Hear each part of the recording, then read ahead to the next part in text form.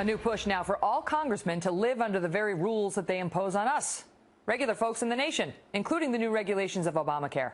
Republican Senator Rand Paul is introducing that constitutional amendment. He joins us now. Senator, good to see you. And so what is the purpose of this?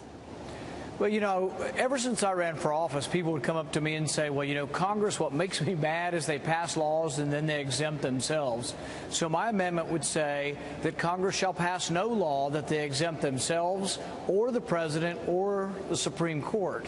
One of the particularly galling things about Obamacare is that the chief justices who decided the case aren't going to have to live under it. They'll get special health care and they won't have to live under Obamacare. And I think that's wrong. And you know, the odds of this passing, right? Because to get a constitutional amendment through, you need, what is it, three-fifths of the states. It's like two-thirds majority vote in both the House and the Senate, and also three-fourths of the states. So how are you going to, you know, the odds of you actually getting this through are pretty slim.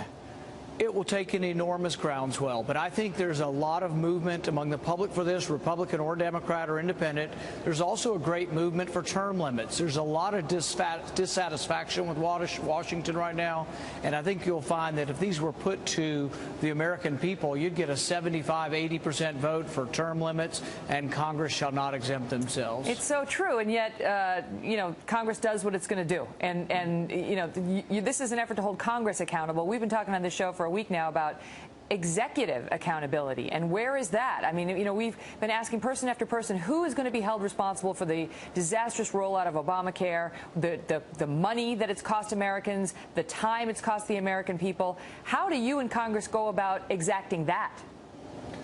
Well, you know, I think we publicly can point out the problems and the hypocrisy. Interestingly, the government was shut down with Democrats refusing to accept a one-year delay on the individual mandate. Now you've got a dozen of them saying, oh, guess what? It's such a horrible rollout. We're now in favor of delaying the individual mandate. So there certainly is some irony that Democrats shut down government because they wouldn't accept a one-year delay.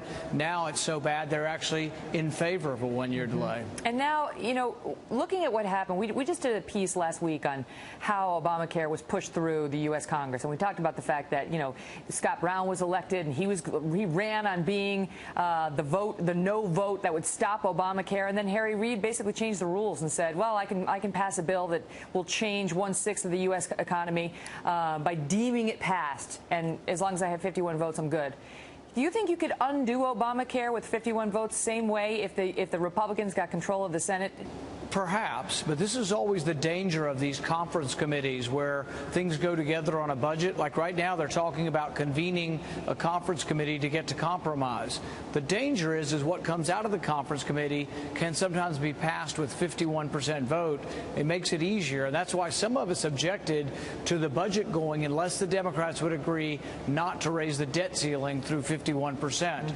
Part of the reason for having supermajorities required was to slow things down and to have more debate and to make it more difficult for one party to run roughshod over the country. You still have a Democrat in the White House, which President Obama won't be signing that bill anytime soon. Let me ask you about something else that's been getting a lot of attention in the news, and that is your speaking out on what you've called the war against Christians in various countries in this world, in particular Muslim-dominated countries. And we've seen more and more violence against Christians in Egypt, for example. Today there was a story out of Iran with I think it was 80 lashes for 4 Christians. They had to get lashed for drinking wine at communion. And you've been very outspoken about this, saying the administration is not doing enough to call attention to it. What more would you have them do? You know, about a month ago, a Christian village in Syria was overrun, and a young man by the name of Sarkis El-Zakam was told to convert or die. And he said, I am a Christian, and if you must kill me for being a Christian, do it. And these were his last words. I think the president needs to speak out about this, but we also need to not gloss over that there's a religious component to this. Since 9/11, we've been apologizing and saying, oh, this isn't the Islamic religion. Well, it's not all of Islam. In fact, it's a minority of Islam, but it's not 1 in a million. It's about 10%. In England, there were 500,000 people who said, well, the subway bombings, I kind of sympathize with killing British citizens in the subway through violence. And that's alarming that there's that large of a percentage, 10, maybe 15% of Islam, that's saying violence against Christians and unarmed non-combatants is okay. And I think that is alarming. What should our president be doing differently on that? Well, speak out about it. We should quit sending money to these countries.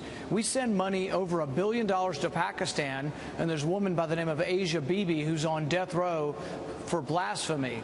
But she says all she did was draw water from a Muslim's well. They beat her with sticks and said death to the Christian, and they charged her with blaspheming, and she says she never said a thing against Islam. She just tried to drink from a Muslim's well.